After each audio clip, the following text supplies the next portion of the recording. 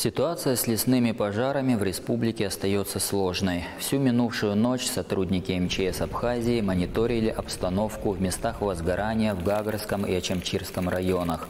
Однако локальные очаги возгорания возникли и в других районах республики, в частности в селе Атхара Гудаутского района.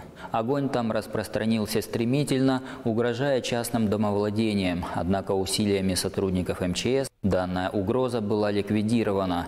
Пламя удалось остановить на расстоянии 50 метров до одного из домовладений. Огонь отступил в горную часть села.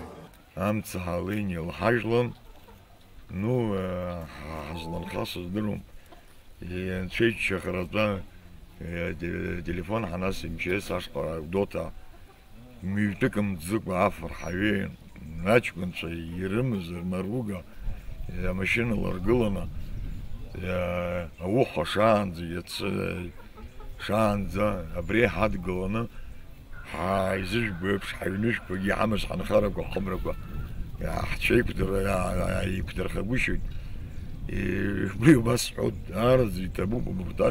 Очаги возгорания угрожали частным подворьям и в поселках Бзып и Цандрипш Гагарского района. Однако пожарным удалось ликвидировать огонь и здесь.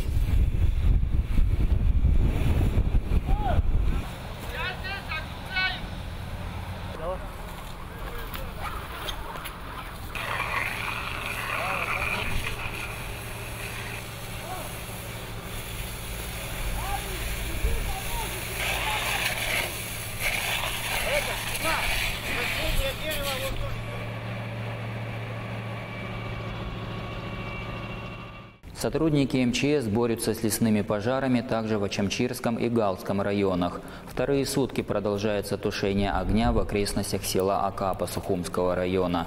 Работе спасателей оказывают посильную помощь местные жители.